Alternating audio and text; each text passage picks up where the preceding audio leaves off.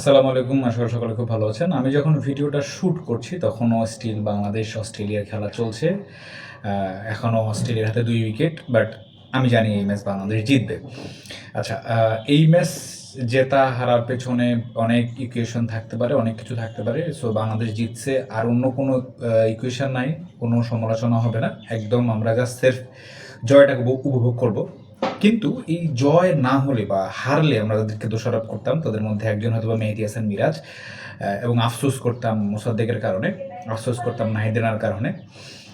আজকে অনেকে দোষ দিয়েছে মেহেদী হাসান মিরাজের, বাট আমার ব্যক্তিগত জায়গা থেকে বাংলাদেশ, অনেকে বলছে যে মেহেদী হাসান মিরাজের কারণে রানটা ৩০০ পার হইল না। বাট আমি যদি একটু ছোট করে দেখি, আমার মনে হয় যে এই রান ৩০০ না বাড়ানোর পেছনে মেহেদী হাসান মিরাজের যেমন একটা দোষ তো অবশ্যই আছে, এর পাশাপাশি আরেকজনের দোষ ছিল আমাদের তাওহিদ হৃদয়, যিনি খুব স্লো খেলে গেছেন। দেখেন, আপনি মডার্ন ডে ক্রিকেট আপনি যদি চিন্তা করেন যে আমি ১০০ স্ট্রাইক রেট বা ওয়ান ডে স্টাইল আমি ড্যামেজ রিপেয়ার করব, ভাই ড্যামেজ রিপেয়ার করতে গেলেও আপনাকে ১০০-র উপরে স্ট্রাইক রেটে স্কোর করতে হবে, আপনাকে বলগুলো রান নিতে হবে, আপনাকে সিঙ্গেলগুলো কনসিডার করতে হবে, যেটা তাওহিদ হৃদয় করতে পারে নাই বা করে নাই। আই ডোন্ট নো বাট অন্য পাশ থেকে কিন্তু মোসাদ্দেক ঠিকই ৪ বছর পরে যিনি দলে এসছেন, দলের হয়ে এত ভালো একটা ইনিংস খেলছেন এবং উইকেটও পেয়েছেন, সে কিন্তু খুব ভালো ইনিংস করে গেছে, সে বলে বলে রান বের করে গেছে, সে স্ট্রাইক রেট করে গেছে। অপরপক্ষে তাওহিদ হৃদয়ের কাছ থেকে যে সাপোর্টটা পেয়েছিলাম সেটা হয়নি। আচ্ছা, এবার মেহেদী হাসান মিরাজের কথাই বলি।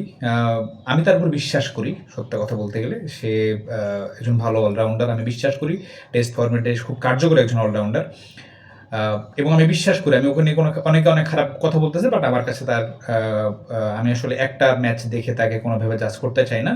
সে অবশ্যই ভালো প্লেয়ার, ইনশাল্লাহ সামনে কাম ব্যাক করবে। মোসাদ্দেক হোসেন এর কথা যদি বলতে চাই, ৪ বছর পরে দলে আসছেন এবং খেলছেন। অনেকে বলতে পারে যে মোসাদ্দেক হোসেন সৈকত তো দলে ছিলেন না। ভাই, মোসাদ্দেক হোসেন সৈকত শুরু থেকেই ভালো খেলতেছিল। এখন বাংলাদেশের প্রেক্ষাপটে একটা প্লেয়ার যদি ২-১টা ম্যাচ খারাপ খেলে, তাকে খারাপ বলা যায় না।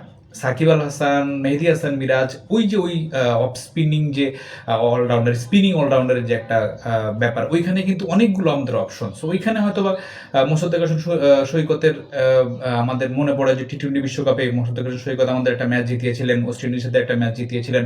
সো ভালো, সব দিক থেকে মোসাদ্দেক হোসেন সৈকত খুব ভালো একটা অপশন ছিল এবং তাকে খুব ভালো একটা সময় দলে লাভ করা হয়েছিল। সে যদি এখন থেকে বাংলাদেশ দলের সাথে কন্টিনিউ করে, আমাদের ২০২৭ বিশ্বকাপ, ইনশাল্লাহ আমরা বিশ্বকাপে তাকে একজন প্রপার মিডল অর্ডার ব্যাটসম্যান এবং অলরাউন্ডার হিসেবে পাবো, আশা করা যায়। এখন অন্য ক্ষেত্রে যদি বলি, নাহিদ রানার কথাই বলি, নাহিদ রানাকে নিয়ে কোনো কথা নাই, কারণ নাহিদ রানা কত বড় মাপের প্লেয়ার বাংলাদেশ ম্যাচ শুরুর আগেই, যেটা অলরেডি আমাদের ক্রিকেট অস্ট্রেলিয়ার একটা ভেরিফাইড ফেসবুক পেজ থেকে তারা নাহিদ রানাকে বলছে যে জেনুইন পেস বা সম্ভবত এরকম কিছু একটা পোস্ট করছে।